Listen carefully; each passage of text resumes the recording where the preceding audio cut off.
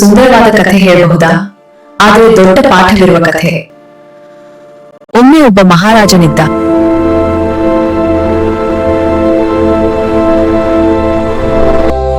ಅವನ ಬಳಿ 21 ಹೂವಿನ ಮಡಕೆಗಳ ಅಪರೂಪದ ಸಂಗ್ರಹವಿತ್ತು.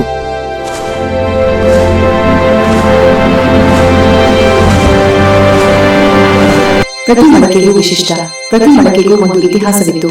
ಆ ಸಂಗ್ರಹದ ಮೇಲೆ ಮಹಾರಾಜನಿಗೆ ಅಪಾರ ಹೆಮ್ಮೆ. ಒಂದು ದಿನ ಅವನ ಅರಮನೆಗೆ ಸೇರಿದ ಒಬ್ಬ ಅಧಿಕಾರಿಯು ಅಪ್ಪಾಗಿ ಒಂದು ಮಡಕೆಯನ್ನು ಕೆಳಗೆ ಬಿಟ್ಟನು.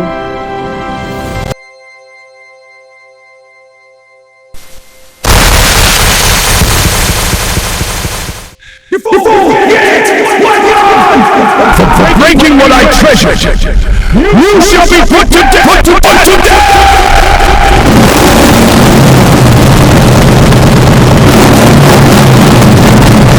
For breaking what I treasured, you shall be put to death.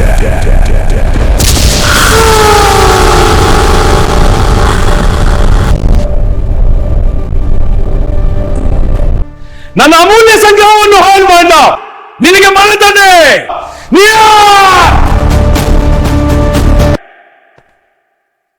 ಆ ಸಮಯದಲ್ಲಿ ಜುಬ್ಬ ವೃದ್ಧನ ಅರಮನೆಗೆ ಬಂದನು.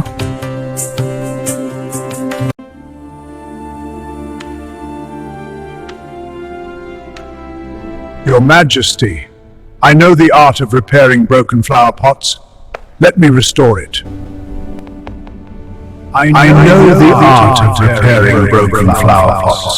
Let me restore it. ಮಹಾರಾಜರೇ, ನಾನು ಒಡೆದ ಮಡಕೆಯನ್ನು ಸರಿಪಡಿಸುವ ಕಲೆಯನ್ನು ತಿಳಿದಿದ್ದೇನೆ. ನನಗೆ ಅವಕಾಶ ಕೊಡಿ ಎಂದು ವಿನಂತಿಸಿದನು.